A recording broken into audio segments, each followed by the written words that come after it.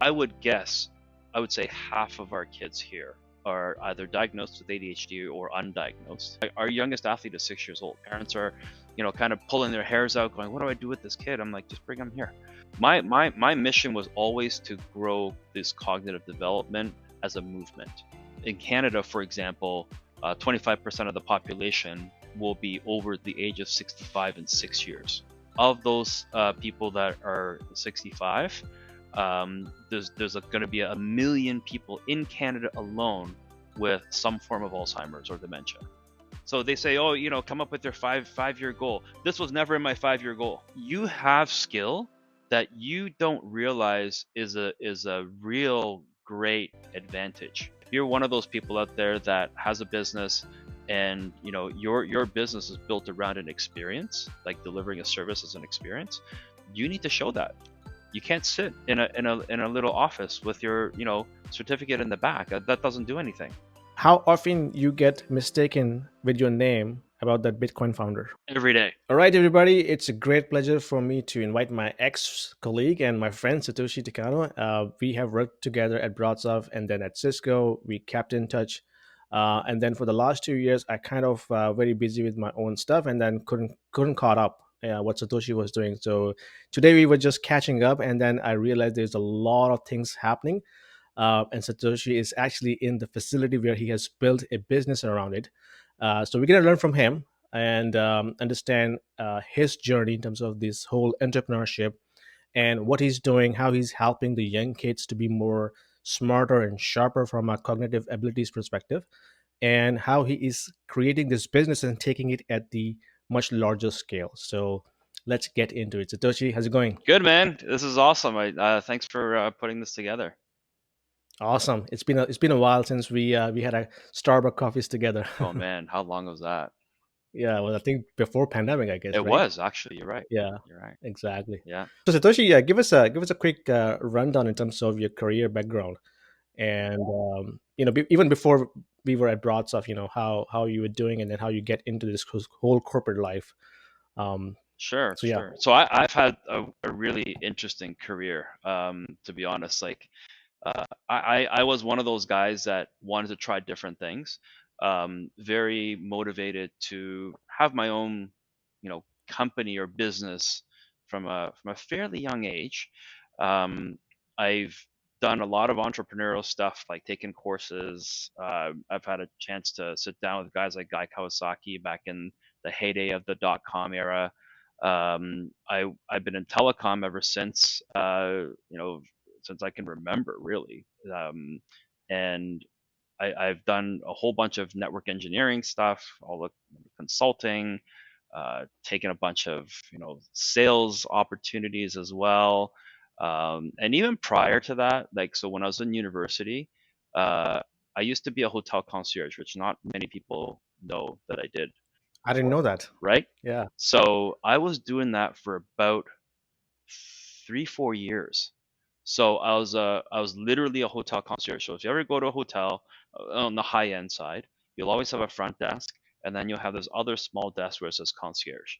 I was Hmm. that guy behind that desk that would help connect people to services that the clients Right. wanted, right? So when you say, "Hey, Satoshi, I'm looking for a really great Japanese restaurant. Do you know where I can go?" And this is long before Google reviews and Yelp and all that. So, Right. so I was that guy, and I'd say, "Oh, okay. How many people? Oh, 4 people. Okay, well, let me connect you to one of my favorite restaurants. And by the way, let me call them on your behalf to make that reservation for you. You just show up." And Nice. funny thing is, you get paid for just having that intelligence. Yeah. And that was like 20 years ago, I guess. Oh, more than that. Yeah. I mean, man, dare to say 30 years ago? 30. Wow. Yeah, yeah. So I was still in university. And Hmm. so that connector role was something that I realized it still happens to this day. So even if I'm not the one doing the service, that if I can connect you to that service and it's something that I've done before, I'm a user of, and I would recommend it, then make that connection, and then you get paid in that example. So I was doing the hotel concierge thing for a while, and then I moved into telecom. So my first job was at UUNet, building a Canadian internet backbone, and so we were just on that starting cusp of the .com era. Um, from there, I moved over to Bell Canada. I was a systems engineer and working with a lot of the banks in Canada, and one of the claim to fame at that time was I actually shut down one of the banks myself by putting in the wrong Pressing the code, one button. right?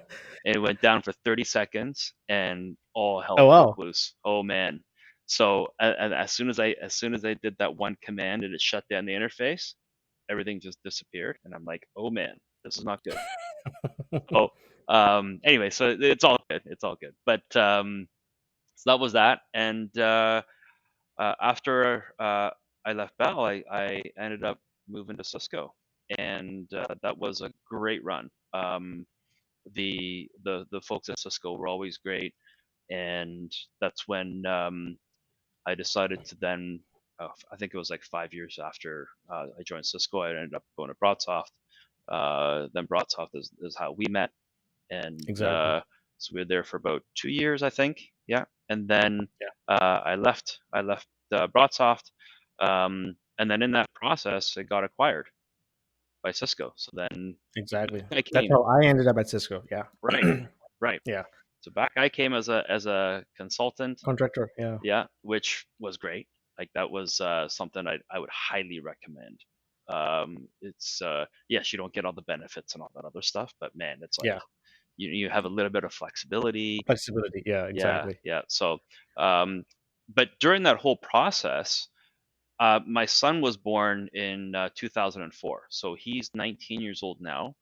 And Hmm. back then, obviously, he started hockey at about 6 or 7, and I realized that yeah, there's a lot of things I could help him with.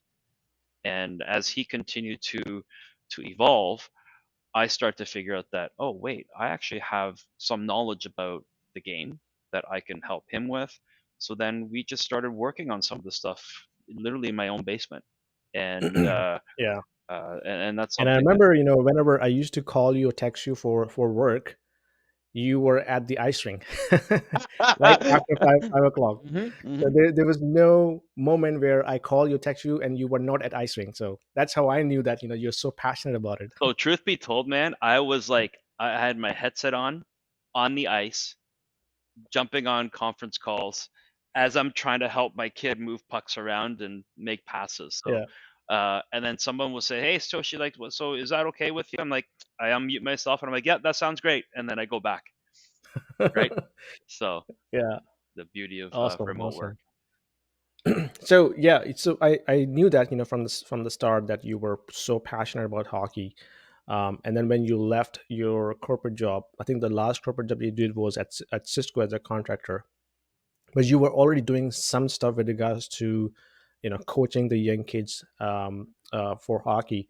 But then I realized by looking into your social media that you started something around cognitive intelligence, how you can help the kids to improve their brain capacity in terms of how they can react and of course take actions accordingly. Tell us about that, especially with regards to this facility that you're standing, and I can see some big screens with some infographics on them. Tell us about that, how this will all started and what was the motive behind that. Yeah, so I have these kind of opportunities to speak about the story almost every day to new prospective clients. This started because of my son. If my son wasn't born, I wouldn't be doing this for sure. Um, he was a small player and he was overlooked by all coaches in the Toronto region. And so I said, okay, there's got to be something I could do to help them. And that's when I started using a lot of the technologies that at the time were readily available. And I started to take it on the ice, and that's how we were practicing all this stuff. After about a year, he started to see changes in his game. So I said, okay, I think this is working. And I said, okay, go invite your other friends. So his other friends, if you're in the hockey community, you would know. So we had Adam Fantilli, who was the number one kid in Canada. And then we had other guys like Ty Nelson and Panel Famous and all these guys, and um, they started to see changes in their game as well. So I said, okay, I think this is working, and Mm. this is still while I'm at my house. And fast forward, a couple of years, post COVID or during COVID, we were the only guys training in town. We had about 100 kids showing up to my house, and I said, okay, that's not scalable, right? Like, Yeah. and we had a couple NHL guys show up in my house too, which Yeah. was mind blowing. And it could be dangerous as well, right? You don't have insurance and all of that stuff, and Oh you have yeah, yeah. 100 kids showing up. Oh yeah.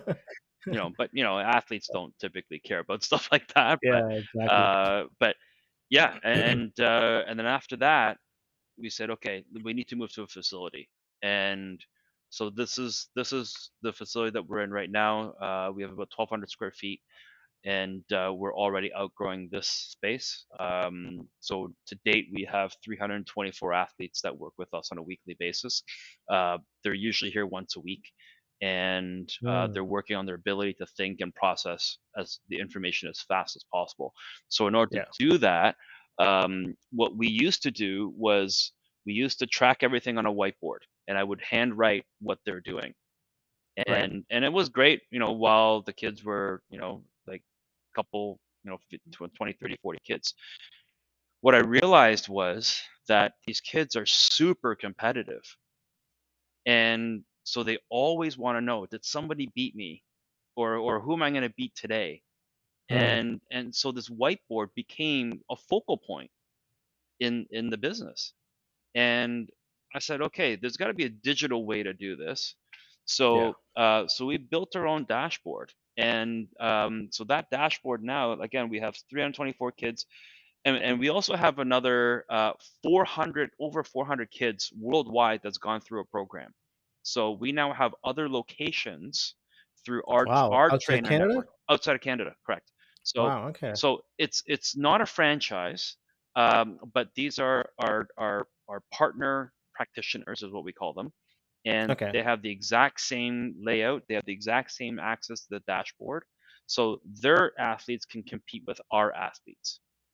Hmm. So So basically, are you kind of like measuring their performance digitally and then comparing right. in the system? Yep, Okay. yep. So we standardized on all the cognitive tests, and so they do the exact same cognitive tests every time they're here. It's not just at the Hmm. beginning or middle and the end. It's every time they're Right. here.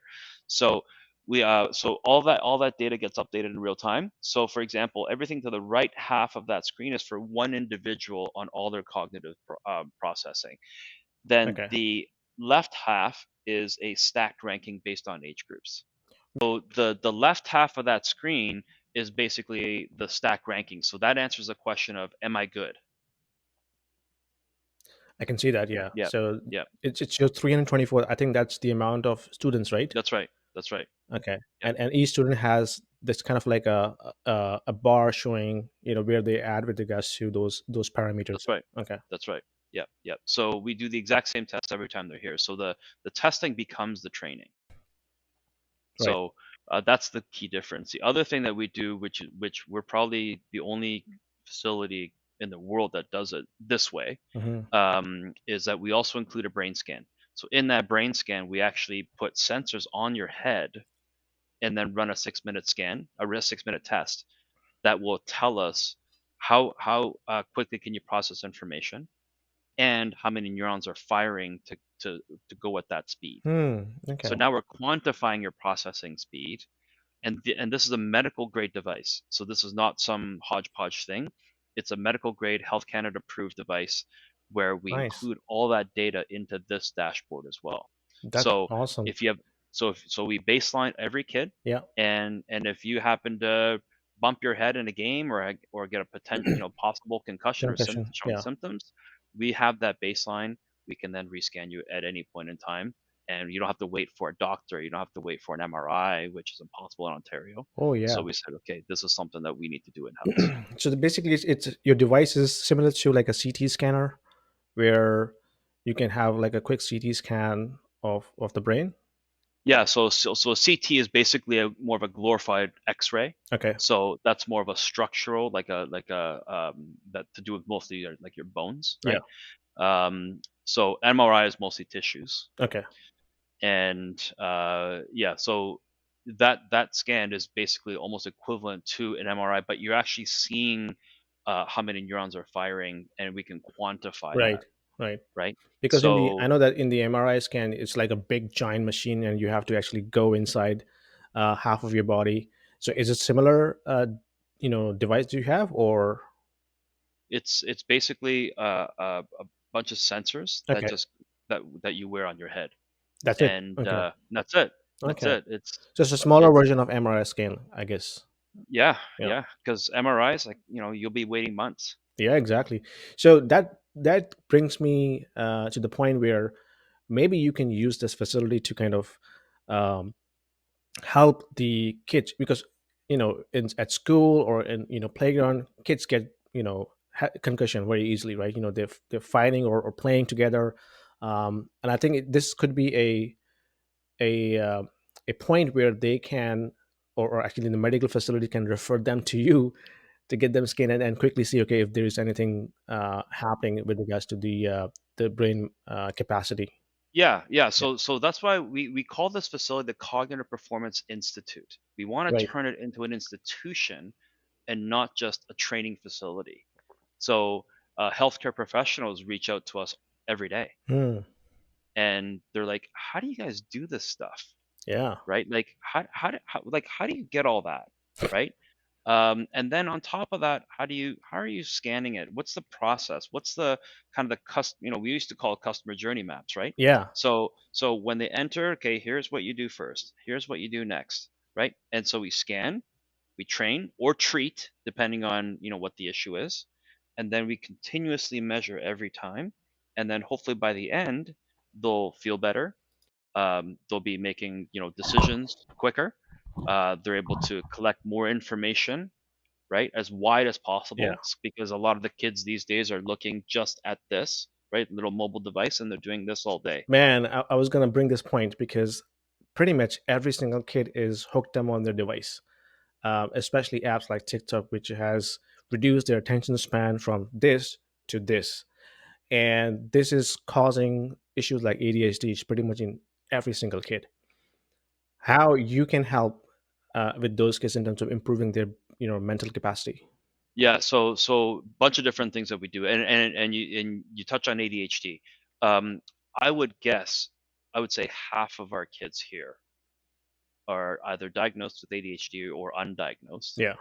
That happened that they don't know, um, which is a good thing in our world here, because um, when they're hyper focused on something, man, are they really great at it. Mm, So the key for ADHD for us is we try to keep the kids moving at all times. yeah. As long as you keep the cerebellum active, right? And they're doing something that they're interested in, and Right. then they're doing something that they like to do, then they get really, really great at it. Mm, So most parents kind of, embarrassingly sometimes they'll say, "Oh, he's diagnosed with ADHD. yeah. I'm not quite sure if he can handle your session because he's got to stay focused." Yeah.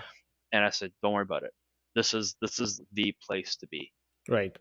because we help them hyper focused on one thing and one thing only, Mm, and it happens to be something that they like to enjoy." right. Yeah. So so you started with the focus of hockey because of your kid, Right. Right.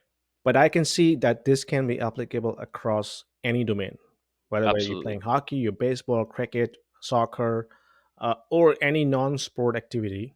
Hmm. Um, but if you have something that you would like to train your brain on, this facility can be effective for them.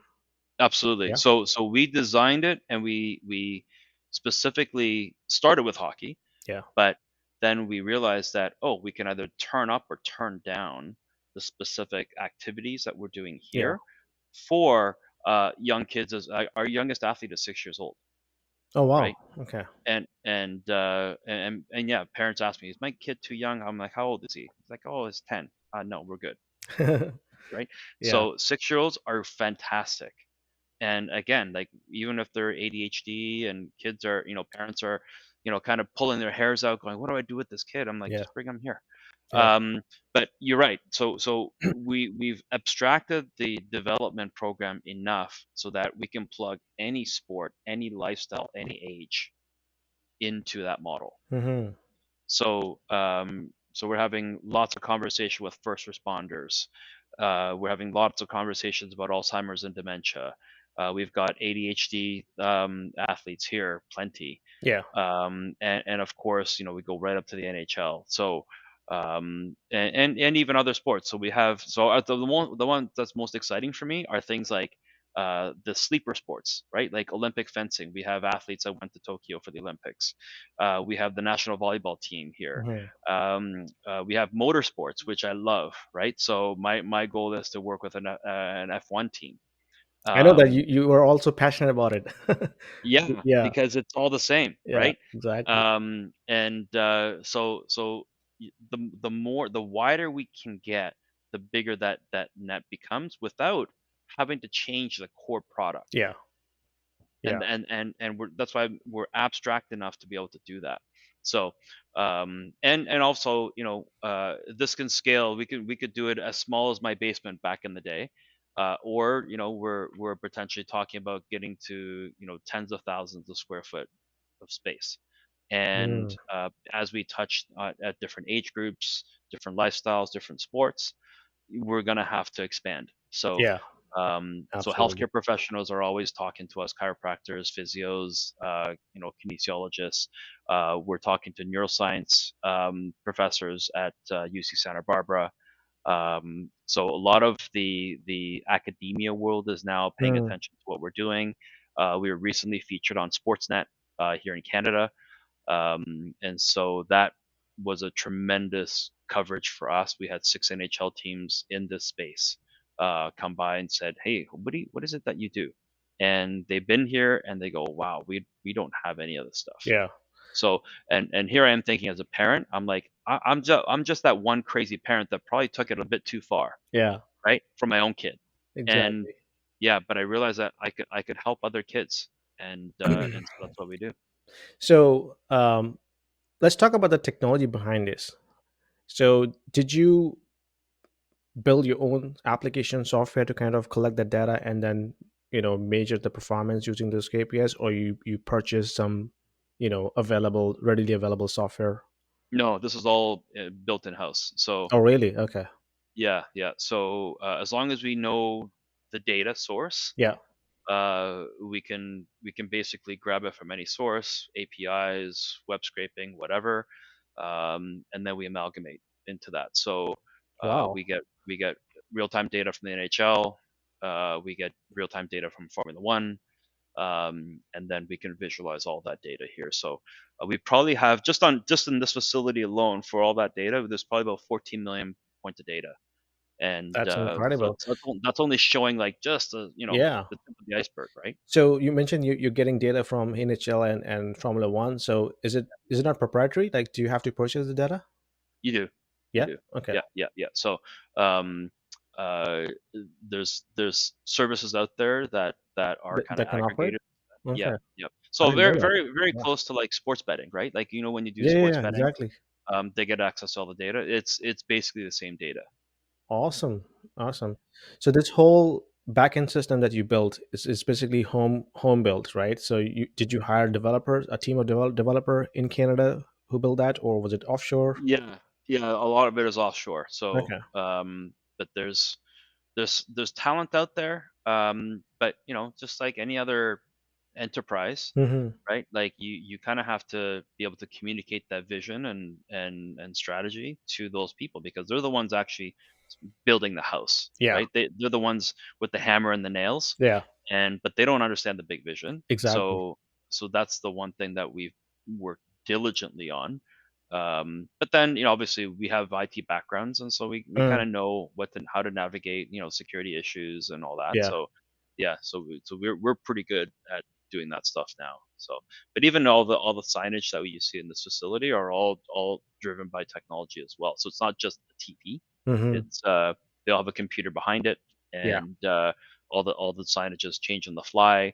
It's all tied to the dashboard as well. So if you happen to be coming in, we'll have a welcome board that says, "Hey, welcome, Yasin," and it just changes automatically. So it's kind of Oh, like an airport, right? yeah, Where you walk in, you look at the display. Okay, what flights are coming in? What flights are going out? It's the same concept that we do for this as well. So this I learned from my CIO that I used to work with at the Pearson long time ago.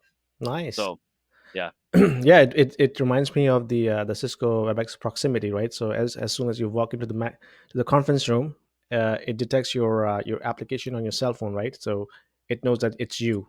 So your application is synced with the meeting room. Okay, so this is awesome, man. This is really exciting. And so basically, you're building an IP here, which you can at some point sell this, and of course you can collect a lot of revenue. And so tell us about your long-term vision in terms of growing this facility. And before we go into this, what is the revenue model of your current business? So basically, it's simple, and this is stuff that I've been keeping for a long time until we moved into the space. So yeah, as much as I'd like to get into a subscriber model of like, pay your monthly fees and memberships and Yeah, all that. Like you need the facility to do that, right? So I couldn't possibly do that of out of my own course. basement. So, Yeah. so it's basically like a flat rate package, 10 sessions. And from there, if we continue to sell those types of packages, we're Mhm. moving on to a monthly subscription model. So that way, people pay a monthly fee to be able to become a member. And then the goal is that we would open more of these facilities throughout the world. And it's not really just for the sake of opening more facilities. Yeah. My mission was always to grow this cognitive development as a movement, Hmm. right? That it's beyond just hockey. It's beyond Yeah, just training. It's now a lifestyle. exactly. So that gets me into a whole different level of trying to grow this momentum, right? And as a movement. Hmm. So over time, you may see, conferences specific to cognitive development, right? That it's not just the neuroscience, it kind of sits in a Yeah, lab somewhere, exactly. or it doesn't just sit in a clinical world, right? Yeah. So I'm not a clinician by Yeah. by by trade, of course. Um, I'm just a guy that applies all the research, all the clinical data, and it actually applies it to the real world, and that's the difference. I You know what? Right? This is hitting my heart because um, I had so my father had Alzheimer. So I know back then there was no help needed, like available, right? So yes, you can go to a clinical professional. They can give you an MRI scan, and that's it. There's nothing to kind of work towards to improve it, apart from some heavy drugs that they prescribe.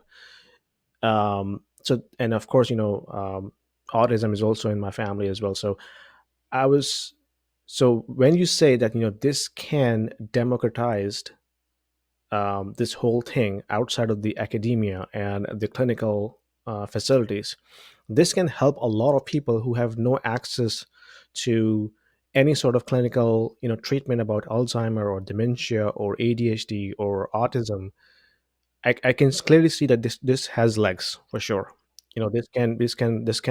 Uh, this can basically give this access to a lot of people who have no access to the high end clinical practices. And if we can kind of make it generally available, then that's a huge help for the humanity for sure. Yeah, yeah. I mean, this is that whole, red ocean, blue ocean, right? Yeah, Like it's an opportunity where people, like you said, can get access to something where they could just drop in. Like yeah, it's not a, you don't need to wait in line for months, yeah, exactly. right? Yeah, yeah. So and it's not, and sure, like I mean, there's some things in here that if you were a clinician, if you're a chiropractor, a physiotherapist, this could be part of your coverage or, Yeah, or your offer of your services that could be covered exactly. under the insurance. So there's so many different ways that we can slice and dice this thing. Hmm. So I mean we're pulled in different directions all day. Yeah, But there's certain things that we kind of need to, milestones that we need to cross, so that we're just kind of in the process of getting there now. yeah, absolutely, absolutely. So you mentioned before we were talking about it. So you mentioned that your ultimate plan is to grow this business, scale this up, open these facilities in other cities and maybe other countries, and then eventually take it to the market for IPO. So, where do you see this is happening in the 5 year horizon, or is it 10-year horizon? What's your timeline? You know what's really funny? The, the, anytime I think of a timeline, it changes, right? Yeah, When I say changes, it gets compressed. yeah. So, yeah, I mean, things are moving incredibly fast. There's tons of investors that are looking to work with us, for different, variety of different reasons. Mm, Not, and it's not like for monetary, right? They all buy into the vision of what we're trying to do. right. So, um, we have a whole bunch of different people, both from the tech side or from the clinical side, that all want to participate. Hmm. And by doing so, it gives us the ability to invest in areas rapidly. Right. So instead of saying, okay, we're gonna do this, kind of on a tight leash. Yes, we can get there, but it'll just take you two, three, four, 5 times longer, Yeah. right? So if we're talking about creating a movement and we have to do it in a short period of time, you don't have a lot of choice, Yeah. right? I mean, if you have money out of your pockets like all day, great, do it yourself. But Yeah. the scale that we're going at, and 5 years. I mean, we're now in 2024, right?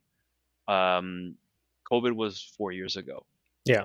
and from that, even just within that 4 years from that time we were doing COVID and we were training until now, like so much has changed. Mm, So yeah, one of these days I'd love to take this company public and go, okay, this is a great movement, it's for a great reason, um, and it's something that everybody needs, right? So in Canada, for example, 25% of the population will be over the age of 65 in 6 years, right? that is a big problem.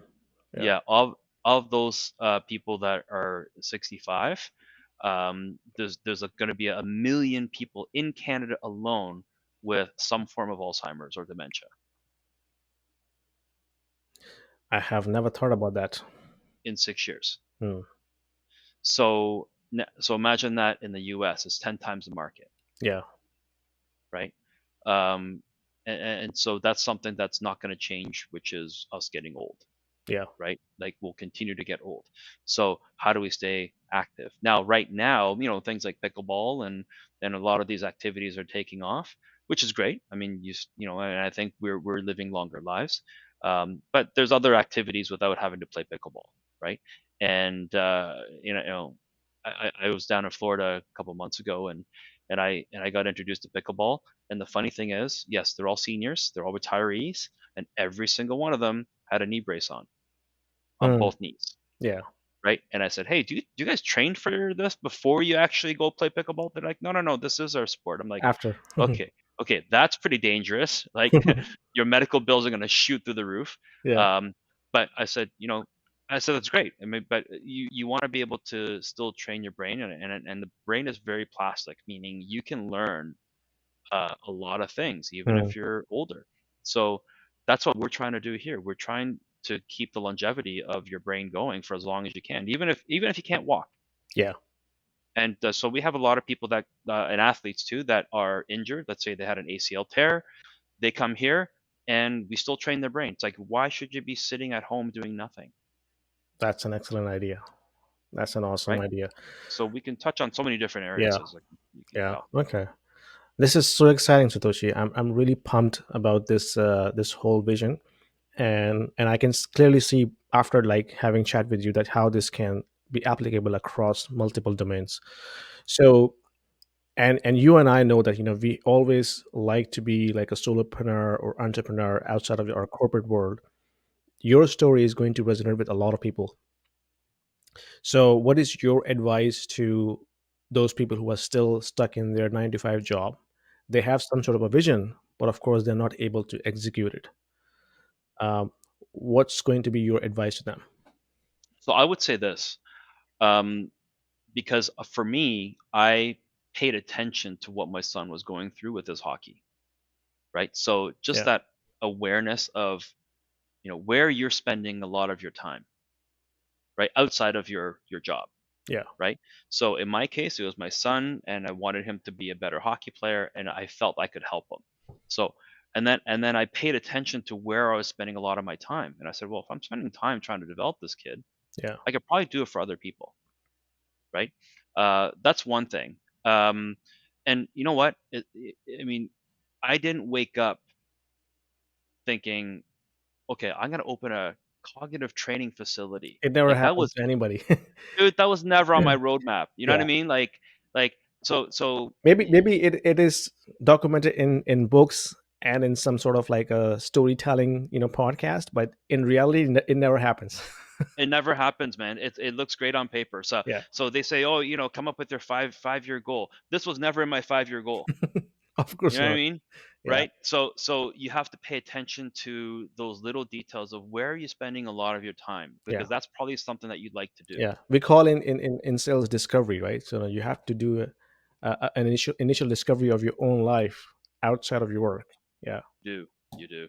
And the other thing that I would tell you is, and this is to kind of empower all those corporate people out there, you have skill that you don't realize is a real great advantage, right? So in the sports world, for example, nobody comes from an IT background.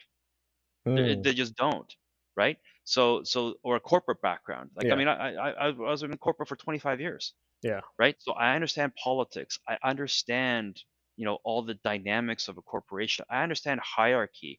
I understand what makes this guy, in this role and this person in another role. I understand that you have to collaborate with other people, Mm, right? In order to get the outcome. In the sports world, people think I got to do it myself, yeah. right? The solopreneur idea is actually going to hurt you long term. If you try to do it for so long, you'll get Yeah. burnt out, Of course. right? I think it's good for in the initial phase of your business, right? So when you just getting started, then of course you can do on your own. But at some point when you have to scale this up, you need people to help you out for sure. You need to document. Mm. You need to create, leverage technology. um, but you realize that a lot of the stuff that you did in your past actually can help you, Yeah. right? So I mean, this is no different than, an executive briefing center at Cisco. It's that Absolutely. I experience that can we relate try to to it. deliver, Yeah, right? I can relate to it. So And we used to call it like we're doing a live demo to the customer, right? And you're actually doing a live demo from your own facility. That's right. That's Yeah. right. And even if I have these Zoom calls or remote calls, that I can't just sit in an office. Yeah. I have to be able to instantly show what it is that we're trying to do. Mhm. And it's a wow, and it's delivering that wow experience.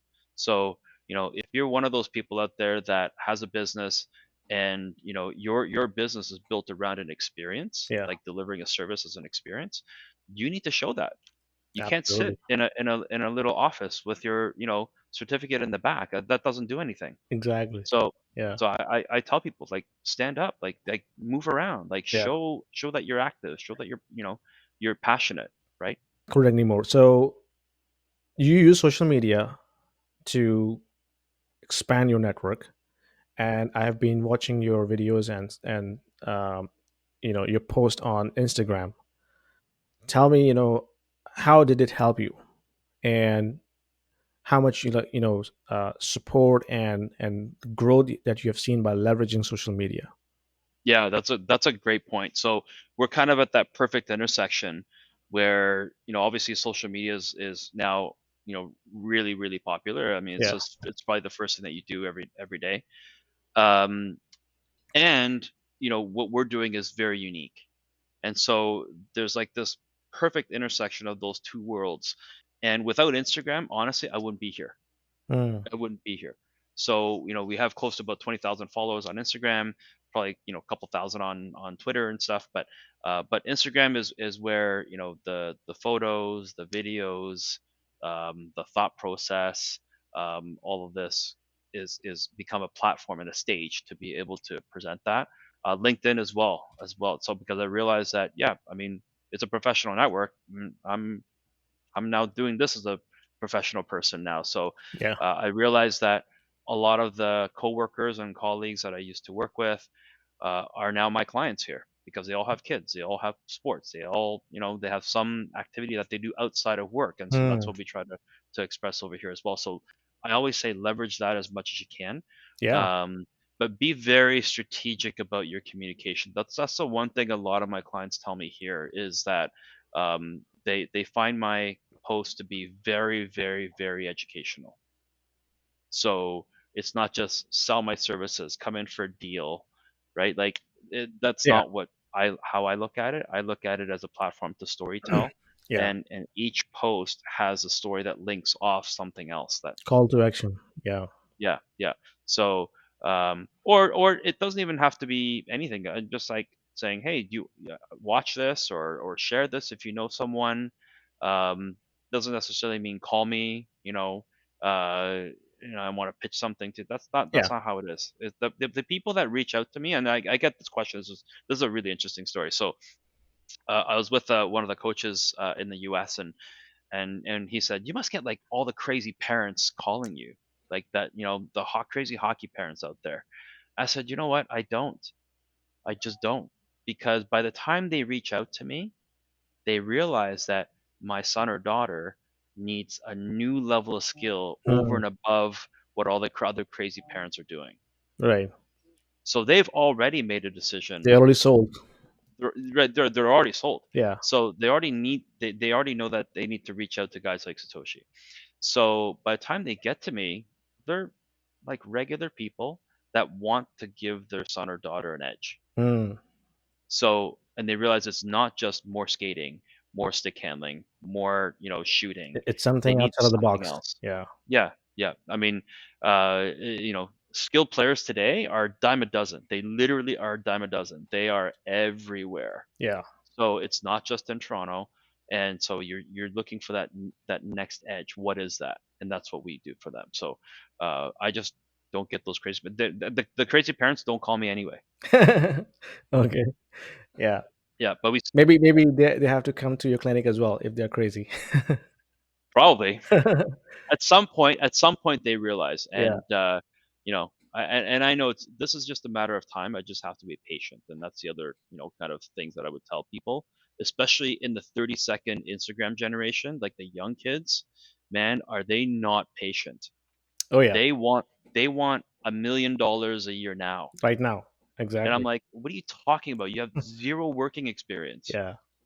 And this is, oftentimes I think, that kind of a sentiment or attitude, this will kill a lot of hopes, when they go into the real life. Like it's okay to have these ambitions while you're studying or while at your college, but when you go into your practical life and when you face a reality, that's a big shock for a lot of people.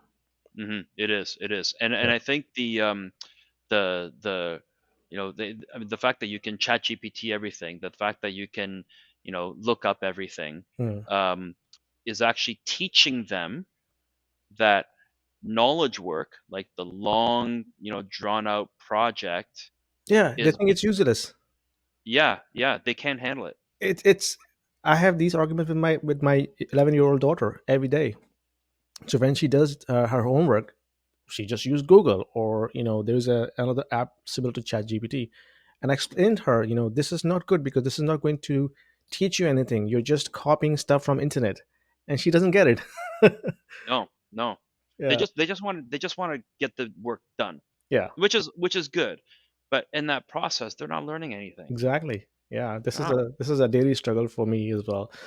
Any last moment that you want to share before we wrap up?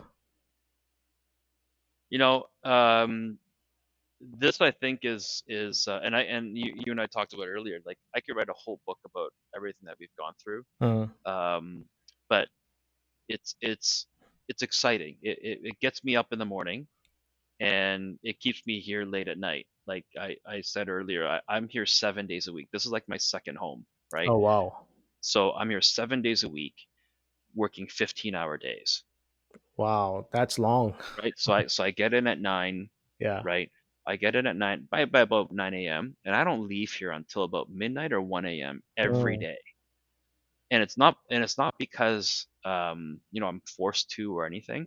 It's like You love every it. time I'm yeah, it's there's energy here. Yeah, I can see. I mean, I you can only do this if you're passionate about something, right? Otherwise, you get burned out very quickly. Yeah, yeah. You have to take the good with the bad. Yeah. And for the most part, we have a lot more goods than the bads, but not to say I'm not prepared for the bads too. Um, and yeah, you just become kind of not numb, but you know how to handle it and Mm. manage it.